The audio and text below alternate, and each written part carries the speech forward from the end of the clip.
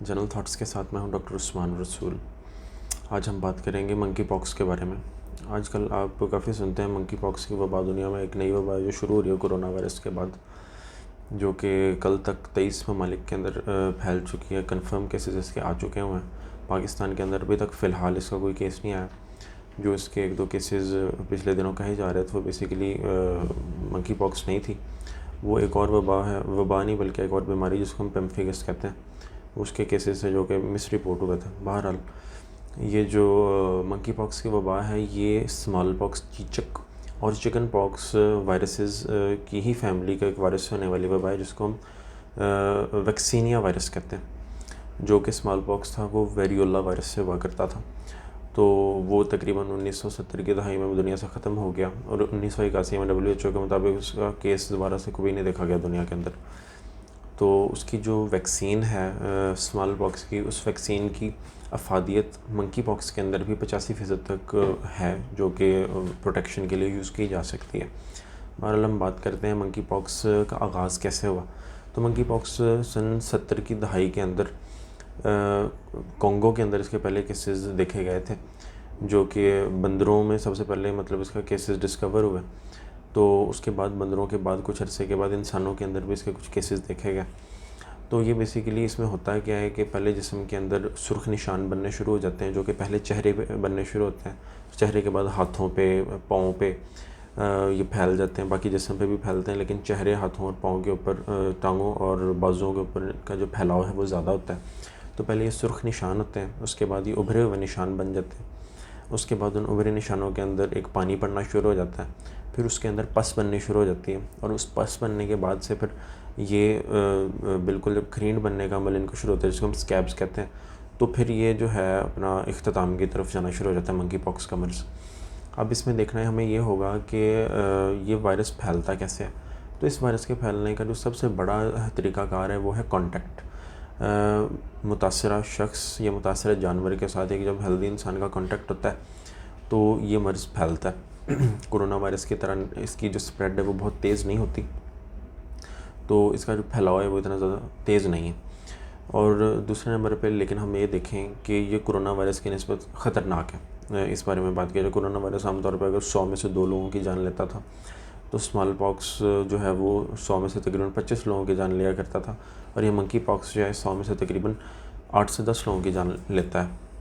तो इसकी जो कॉम्प्लिकेशंस होती हैं वो ये हैं कि दिमाग में सोजिश का हो जाना, वायरस का खून के अंदर चला जाना, दिमाग की होने वाली सोजिश को एंसेफेलाइटिस कहते हैं, खून के अंदर इसके चले जाने को सेप्सिस का अमल कहते हैं। ये दोनों लाइफ थ्रेटनिंग जानलेवा साबित हो सकते हैं। तो इसका जो है, अगर हम इलाज की बात करते हैं स्पेसिफ़िकली, ख़ास तौर पे इस बीमारी का तो कोई इलाज नहीं है, लेकिन कुछ एंटीवायरल्स हैं जो मुख्तलिफ़ दूसरी बीमारियों के अंदर इस्तेमाल किए जाते हैं, जैसे कि सिडोफोविर किस्म की नाम की एक बीमारी एंटीवायरल ड्रग है जो कि इसमें भी इस्तेमाल की जा सकती है।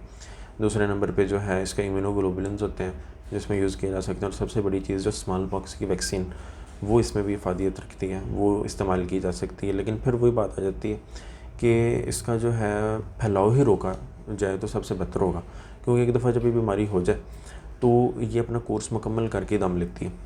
इसका कोर्स जो है वो तकरीबन 3 से 4 हफ़्ते तक चलता है। इसमें सबसे पहले ये होता है कि इंसान को बुखार होना शुरू हो जाता है। बुखार के साथ जिसमें दर्दें शुरू हो जाती हैं। लिम्फ नोड्स जो हैं हमारे गले के और बगलों के वदूद वगैरह जो हैं वो फूलने शुरू हो जाते हैं। और स्मॉल पॉक्स से सबसे बड़ा इसका फ़र्क ही ये है कि उसमें लिम्फ नोड्स नहीं फूलते थे, लिम्फेडिनोपैथी नहीं होती थी, जबकि मंकी पॉक्स के अंदर लिम्फेडिनोपैथी बहुत होती है। तो फिर ये होता है कि बुखार होने के बाद, लिम्फ नोड्स फूलने के बाद, जिस्म में थकावट और टूट फूट का अमल होने के तकरीबन 3 से 4 रोज़ के बाद जिस्म के ऊपर फिर धब्बे पड़ने शुरू हो जाते हैं, लीजन्स बनने शुरू हो जाते हैं, जो कि मैंने जैसे आपको पहले बताया मुख्तलिफ़ स्टेजेस से गुजरते हैं, और हर स्टेज उसकी 2 से 3 दिन की होती है।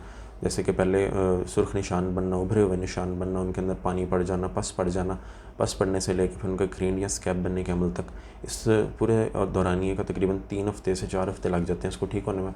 और जब उसके लीजन्स बनने शुरू हो जाते हैं तब से लेके जब तक वो बिल्कुल हर आखिरी उसका जो ज़ख़म है वो भी ग्रेड बन के सही नहीं हो जाता, तब तक इंसान इन्फेक्टिव रहता है, उससे किसी दूसरे इंसान को भी ये लाक हो सकता है। अच्छा, तो अब अगर एक इंसान को ये हो जाए तो सबसे बेहतर तरीक़ाकार ये है कि उसको बाकियों से बिल्कुल अलग कर दिया जाए। उसका खाना पीना, रहन सहन और उसको जो भी उसको हैंडलिंग करता है उसको चाहिए कि अपने आप को बहुत अच्छे तरीके से साफ़ करे, धोए और सैनिटाइज़र का इस्तेमाल करे। और तो और वो लोग जिनको पहले से कोई बीमारी है, जैसे शुगर, ब्लड प्रेशर या दिल के अमराज़ हैं, या जिसकी इम्यूनिटी किसी वजह से कम है, उस शख्स में इस बीमारी की कॉम्प्लिकेशंस होने के ख़तरे बढ़ जाते हैं। आम तौर पे इस बीमारी की इतने ज़्यादा कॉम्प्लिकेशंस होती नहीं है, लेकिन ऐसे लोगों में इसके ख़तरे ज़्यादा हो जाते हैं और बच्चों के अंदर इसके जो ख़तरात हैं वो ज़्यादा हो जाते हैं। तो ये मोटी मोटी चंद मंकी पॉक्स के बारे में चीज़ें, अभी तक पाकिस्तान के अंदर तो नहीं आया, लेकिन फिर भी इस बारे में हमें एहतियात करनी चाहिए कि अगर आए तो आपको पता हो कि किस तरह से फैलता है और इसको हम किस तरह से रोक सकते हैं। फिर वही बात, एक बैलेंस डाइट, अपनी जो है अपनी इम्यूनिटी को बेहतर रखना, अपना जो क़ुव्वत मुदाफ़त है वो बेहतर रखना, हमें इस बीमारी से भी और इस बीमारी की कॉम्प्लिकेशन से भी बचा सकता है। उसके अंदर ये है, एक बैलेंस तरीके से फल, सब्ज़ियाँ, दूध, अंडे, गोश्त और पानी का इस्तेमाल किया जाए तो आप हेल्दी रहेंगे। तो आपको इस बीमारी समेत बहुत सारी और बीमारियाँ भी नहीं लगेंगी और तो और उनकी कॉम्प्लिकेशन से भी आप बच जाएंगे। अगर आपको वीडियो अच्छी लगी होगी तो जनरल थॉट्स के साथ हम दोबारा मिलेंगे। शुक्रिया।